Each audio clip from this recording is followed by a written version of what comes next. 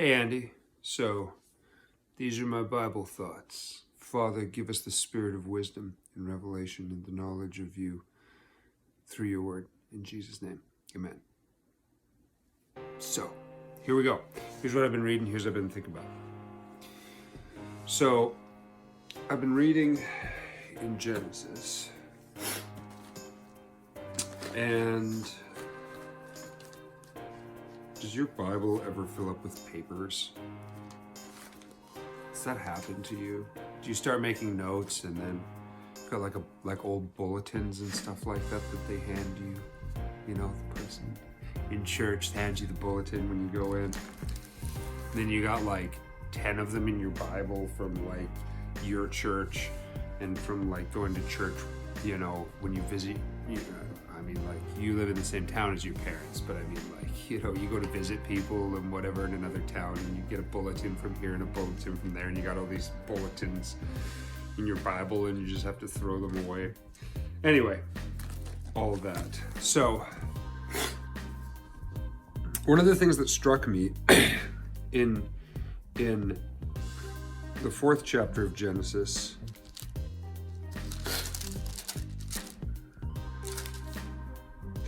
okay, so this whole thing where Cain kills Abel, right? Cain kills Abel because Cain's deeds were evil and Abel's deeds were good.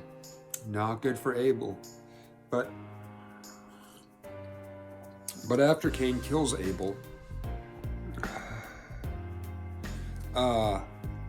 there's an interesting series of events that takes place.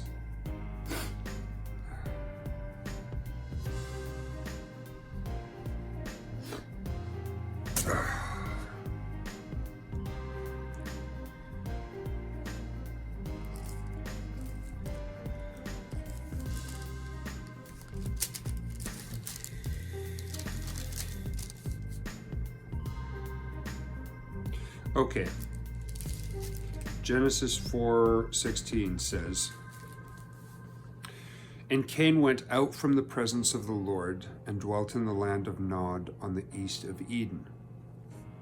Now, Cain and the Lord have been having a conversation, and so I guess the way that it's always struck me is that when Cain went out from the presence of the Lord, that it's like you're talking to somebody and then you just kind of leave their presence when you're done talking to them. And it's interesting, you know, it's like I could have a conversation with someone and then leave their presence when I'm done talking to them. It could be sort of, and Micah finished his conversation with Elijah and went out from Elijah's presence into the kitchen. But Cain went out from the presence of the Lord and lived somewhere. He lived in the land of Nod on the east of Eden, which is interesting to me because if I was to go out of the presence of the Lord to live somewhere, then that might imply that the presence of the Lord is somewhere, that there's a geographical element to the presence of the Lord at that time. Or maybe not just divine geography, maybe there is these are the people that God is doing something with, right? So, and then obviously just the very concept of the presence of the Lord and what going out from the presence of the Lord can mean. And then also there's consequences. So, the first one is divine geography. So let me look up the scripture on that. Okay, I've got it. Now there's other good examples of the idea of divine geography, that there's spiritual territory. And the great one that comes to mind is when Elisha heals the Syrian general and he becomes a follower of Yahweh, and he has to take some of the dirt from Israel back home with him to Syria. And it's like, oh, how sweet of him, take some, yeah, have some of our dirt. So, so that it also might be an interesting insight as to why in the movie 300, where the Persian comes to Sparta and asks for an offering of dirt and water, and he's like, that is not happening, sweetheart. Kick you into a pit. Sparta! Like that. So, so there's a divine geography thing that's going on there. This passage in 2 Kings 17, I think, illustrates it very well. And so this is the Assyrian captivity. The northern and the southern kingdoms break off after the reign of Solomon. And there's two different stories that take place in First and Second Kings and First and Second Chronicles. It tells about all of that. And then that's important information to know with the Old Testament prophets and the different things that are happening and what's relevant to whom and in what time frame, right? Because there's the Assyrian invasion, which is a judgment from God that takes the northern kingdom of Israel, who's disobeyed, into captivity. And then much later, there is the Babylonian invasion that takes the inhabitants of Judah as a punishment from God because of their rebellion. But the people of Judah didn't turn from God as quickly as the people of the northern kingdom of Israel did, right? Which is a whole nother thing. You're going through the Bible in a year, you're gonna learn about all this stuff. So after the Assyrian captivity, one of the things that had happened was the northern kingdom had made Samaria their capital. And so when the Assyrians come in, they take all the people from Samaria and export them, disperse them, to try to get rid of them, to try to get rid of their culture, to try to get rid of everything about them. And they take people from all of these other nations that they rule over, and they plant them in Samaria. That, by the way, is why the Jews hated the Samaritans, is because they were filthy foreigners who didn't know anything about anything, and they'd come to the promised land, and well, other things. You'll see. Okay. The king of Assyria brought men from Babylon, and from Cutha, and from Ava, and from Hamath, and from Sepharvaim, and placed them in the cities of Samaria instead of the children of Israel. This is 2 Kings 17:24. I don't know if I put that up. And they possessed Samaria and dwelt in the cities thereof. And so it was at the beginning of their dwelling there that they feared not the Lord. Therefore the Lord sent lions among them, which slew some of them. Wherefore they spake to the king of Assyria, saying, the nations which thou hast removed and placed in the cities of Samaria know not the manner of the God of the land. Therefore he hath sent lions among them, and behold, they slay them, because they know not the manner of the God of the land.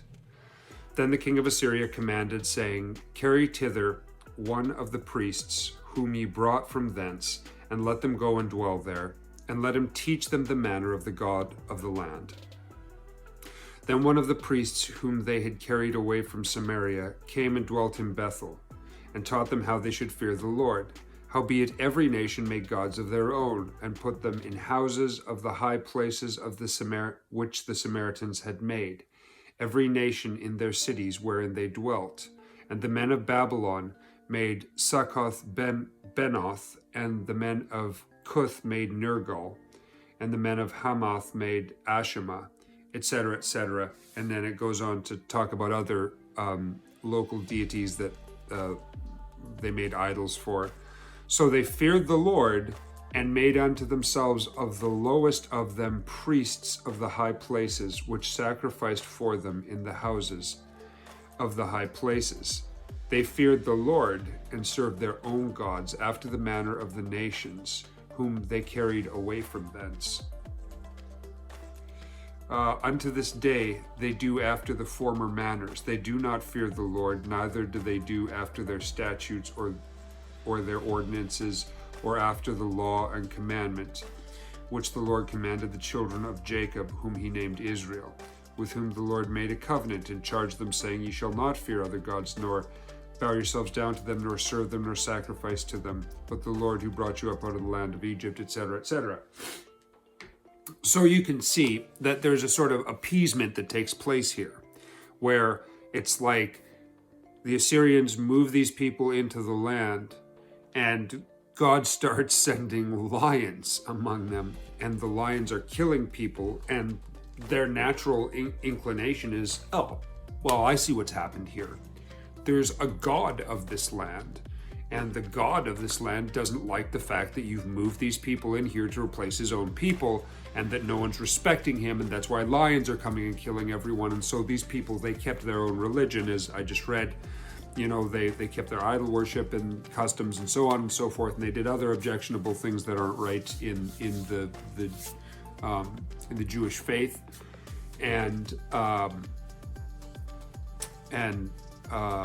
but they also had some semblance of the fear of the Lord, and they also sacrificed to the Lord. They gave him a lowest common denominator of his due so that God would stop killing them with lions. So that's a place where you see divine geography. Now, that isn't to say that the Lord our God is not the God of gods and the King of kings. He most certainly is. But he chose Israel. And there is divine geography that is taking place there. And this passage also seems to show divine geography, I'd say. The way that I'm reading it here, it seems to show divine geography because he went from one place to another. Okay, so there's the divine geography aspect. God was doing a certain something in a certain place with humanity, and his presence was there, right? We see a practical demonstration that God's presence was there because God, you know, obviously his presence has shown Abel that his sacrifice was accepted, and his presence has shown Cain that his sacrifice is not accepted. And after Cain kills Abel, he can't just get by with it. God's like, hey, Cain, what'd you do? You can't have an interaction like that with someone if your presence is not there. And so it looks like that it was normal for God to have this sort of interaction with people still in this time, that a level of his presence was still there, and that God would show up and you could talk to God, sort of thing. So that. Now I talked about the divine geography thing. It may well have been that at that very early time that God had something set up where these people were living here, and God had sort of appointed this place for them, and that they're living together. God's got his whole thing going on with them. But also, there's a preservation, like sin has entered now, and there's a preservation of the knowledge of God and the people who want to serve God and continue to interact with him, that is going to take place going forward from here. And there is a godly line. There is a preservation of something of the image of God and all of that, the goodness in that way between people. And so in the going out from the presence of the Lord, I also talked about this element that I see there of going out from his people, right? He went to a different place, but that different place, right? He dwelt in the land of Nod, went out from the presence of the Lord, dwelt in the land of Nod, east of Eden, right? It's like he went somewhere else, right? Now in this somewhere else, there's, other people, presumably. It sure seems like it. But even if there's not, he's leaving his parents and presumably his brothers and sisters, right? Because one must imagine that by this time, the procreation has been a continuing thing. The fact that Cain and Abel are the only ones that it talks about doesn't mean those are the only kids that Adam and Eve had. So there's that. But in any event, he's leaving Adam and Eve, even if it was only those two, although it sounds like one could make an educated guess that there's like groupings going on here. Even if it's those two, he's left them. He's left the only two people on earth who have presumably physically seen God and walked with him in the cool of the day. Even though Cain knows God's presence, he's leaving these people that are part of God's plan and God's purpose and so forth. So there's a great message in here about the church and about God's people. You need God's people, This is a theme throughout the Bible. We as Christians, we believe in the holy universal church, the creed says. And this we need. We need other people who've given their lives to Jesus Christ, and we need to be with them in God's presence. So that's a piece of it as well. Okay, and let's go another level deep. So he goes out from the presence of God. He goes out from the presence of the Lord, and then he dwelt in the land of Nod on the east of Eden. He's left God's presence, right? He's made sinful decisions, and he's reacted, and now he's left the presence of the Lord, and he's going to do what he's going to do. And so as he's made this decision in his personal life to leave the presence of the Lord, what is the result after this now that he's left the presence of the Lord? And the result is kind of this weird Bible thing that I love so much. I love that there's all these weird Bible things. See, God has a plan that we read about through the rest of the book of Genesis, but after Cain leaves the presence of the Lord, he's going to do his own thing, and there's something, there's a weird parallel between God's plan and what Cain does. Let me show you this. Okay, so now this is from my Schofield Study Notes Bible. This is a little graph. And so you see, we start off with Adam. And so the godly line that, the Bible continues to be about will have Seth, Enos, Canaan, Mahalalel, Jared, Enoch, Methuselah, Lamech, Noah, and then the flood happens, and then we have the sort of post-flood world, right? However, look at Cain's line, right? So we got Cain. He goes, and that's what the rest of this chapter will be about, Genesis chapter 4. We've got Cain, Enoch, Irad, Methuselah, Lamech, and then Jabal, Jubal, Tubal, Cain, Naamah. Interestingly enough, I think this shows several things here. Firstly, there's weird parallel between what Cain ends up doing with his life that is aberrant as he's left the presence of the Lord, and between what God's actual plan was and the people that God actually destined to be born and to do certain things. So when you leave the presence of the Lord and start to go on your own way, it's not like there's not going to be any similarity. Like, it's going to be nothing like what God planned for you. It's going to be an aberrant version. And there's a bunch of insights that you can get from that. So when you look at Enoch, for example, contrast Cain's Enoch, right, who is going to be Cain's son. In the 4th chapter of Genesis.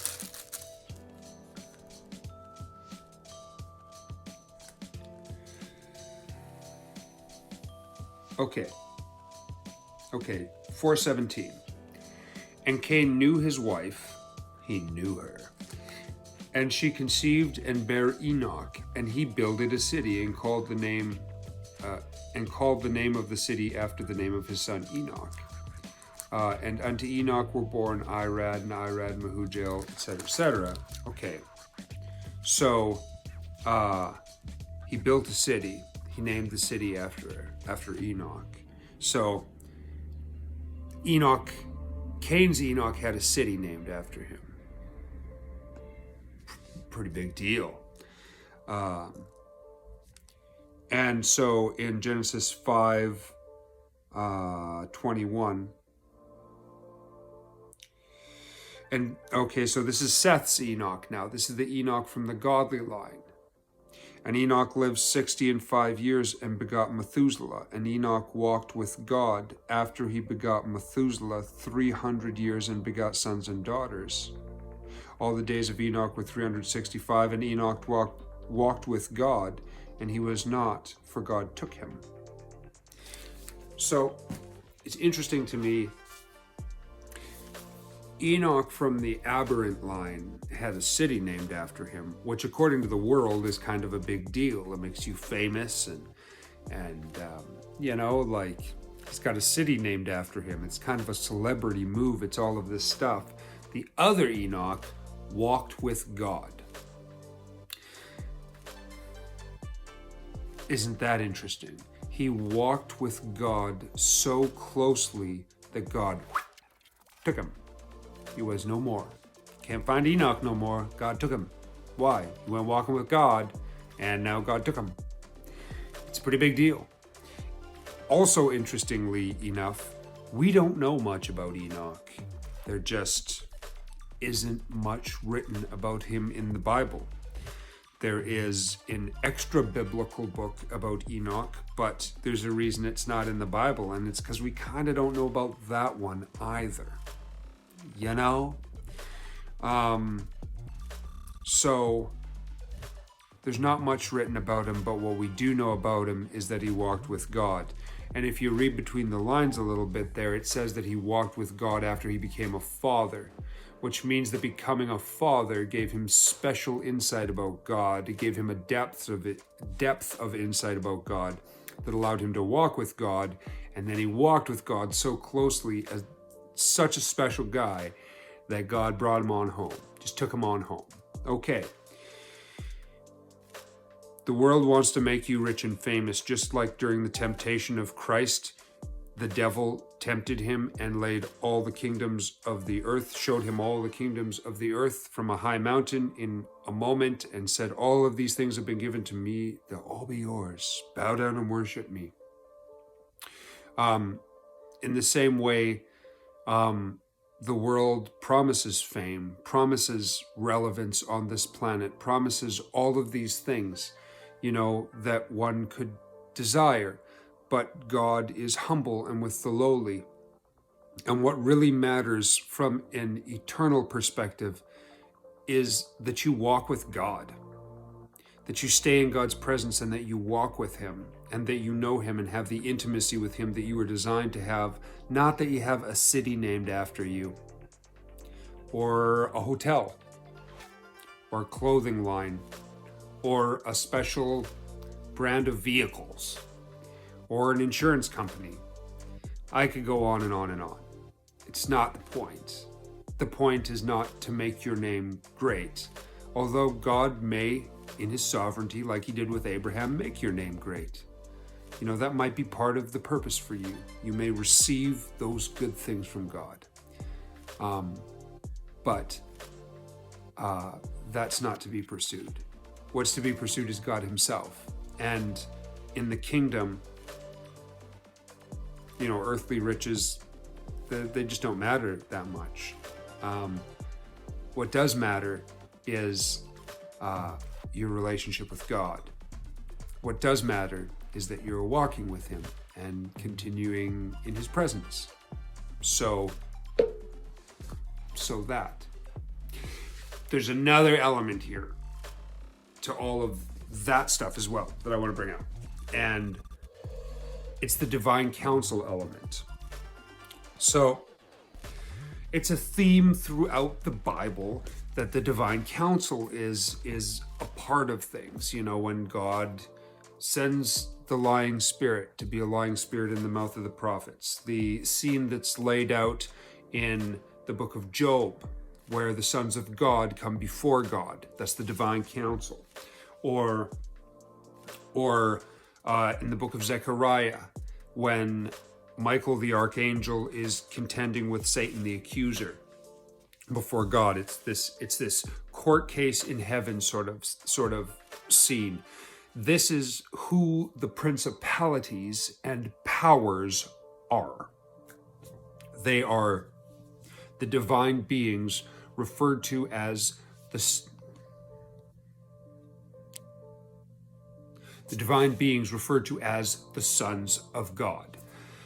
And in God's presence, God achieves his purposes through them, even though they've rebelled.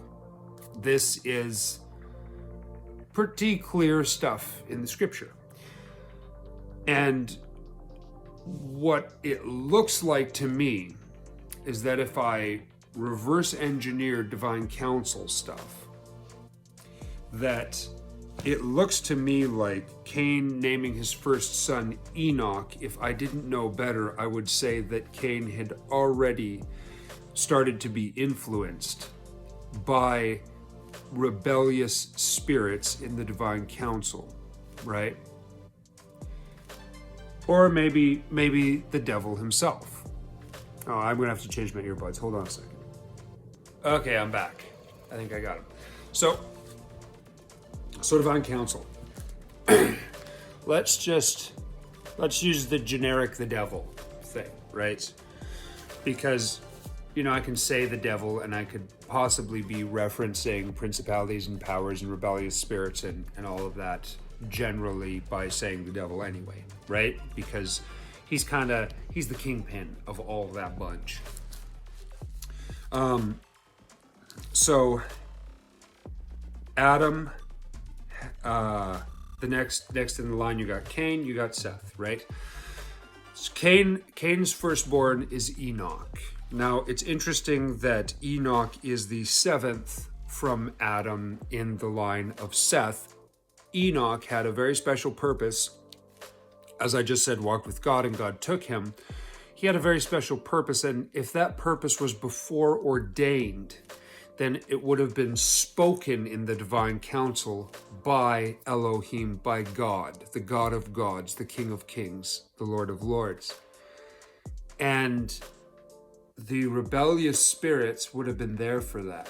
And so they're scurrying around, potentially, trying to hijack this whole thing. So they know that Enoch's coming. So they get Cain to name his son Enoch. And they try to make him that. They give him this notoriety, they name a city after him. Or they move Cain to.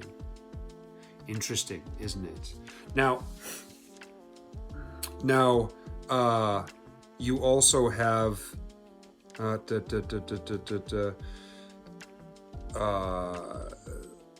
Irad, which sounds like Jared, right, is the next in the line. Mehujael and Methusael, right? Interestingly enough, Methuselah may well have also been spoken of in the divine counsel in God's sovereignty, which may be why the principalities would move the ungodly line to name one of them with the same name, Methuselah, right? And if you look at the end of the name, I wonder if Methuselah isn't, if that L suffix isn't God in Hebrew, and the suffix isn't Yah in Hebrew to express, specifically that Yahweh is involved with this line. Just interesting side note, just a thought. It may have been ordained because we know Methuselah had the longest lifespan of anybody in history. It may well be that was ordained by God. The divine council knew of it, and rebellious spirits moved Mehujael in the ungodly line to name his son Methuselah, hoping to hijack the whole plan. Lamech is the next one in the ungodly line, and it's the next one in the godly line as well, and Lamech is Noah's father. So you see what may have happened. God in his sovereignty may have decreed certain things about certain people, and having been in the divine council and knowing God's decree and knowing his purpose, these fallen principalities and powers are scurrying around trying to get their plan in place to hijack God's plan, or at very worst, to try to emulate it, because they don't know what they're doing. They didn't create this whole thing. God has a plan, and God, you say, why would God decree the end from the beginning and say all of these things and manifest it and make it known, even though there's fallen spirits in the divine council? And the quick answer to that is twofold. Firstly, he doesn't make it all known. He doesn't tell them everything, but he does tell them things that would surprise you. You'd think you would want to hide your entire plan from fallen spirit beings that have made themselves your enemy and are now actively trying to contend with you. But that's not what he does. He decrees his will, and to a great extent, it doesn't matter whether they like it or not, because there's nothing they can do about it. You know, I like to watch the UFC, and one of the interesting things about a truly great mixed martial artist, like I remember George St. Pierre's run, or I think of Khabib Nurmagomedov. I think about his fights. You know what he's going to do. He's going to come in that octagon. He's going to do the same thing every time, and everybody knows. And in fact, the other top fighters in the world have studied what he's going to do. They just can't stop him from doing it. You know what the game plan is. You're not going to see anything new, most likely. But you can't stop it. And that's what God is like. The Lord our God is a mighty warrior. He comes into this thing and he runs this. He is so far above the other beings that other people worship as gods. I use this term God of gods. You know, people they worship these fallen principalities and these spiritual entities, and they're very powerful. They're very powerful beings. They are gods, you know, in some sense of the word, although we know there's only one true God. But the Lord our God is the God of gods. there are spiritual beings, principalities that are so powerful that we in our normal physical human lives could only dream of the power that they can exert and the influence and the different things they are capable of accomplishing and all of that.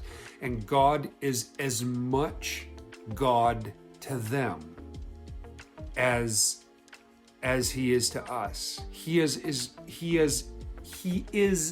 as infinitely beyond them as he is us. So it looks like they knew his plan. They tried to mess with his plan, and that they just didn't get there. Which brings up another interesting point.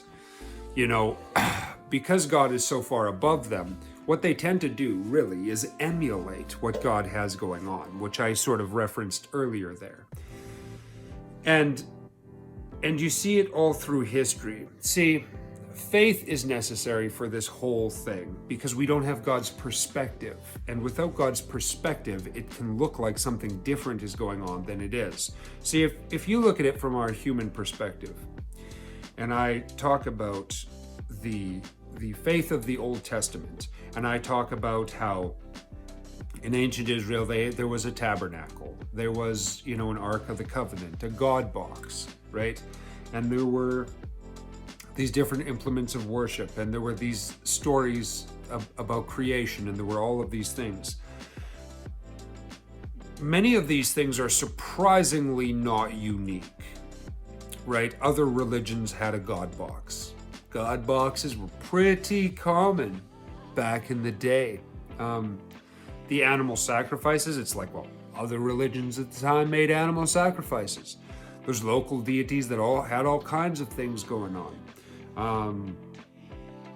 The Ugaritic dig, evidently, I'm no expert on it, but found that, there were parallel stories where it's like, oh, well, they believed that there was El and that Baal was, that he was the head of the divine council and all of this different stuff. There's similarities, but the whole point is that the devil isn't running around trying to make something that's so different that it's unrecognizable necessarily. He's trying to corrupt what God's doing. And if God plants a special tree that he has a purpose for, the devil's intention is very much to plant a forest around it to make that tree unrecognizable.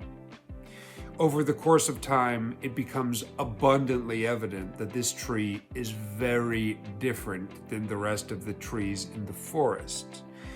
But then the accusation from Satan, the accuser, is, how dare you say this tree is any different than the rest of the trees in the forest? He planted the rest of them. God's not responsible for that.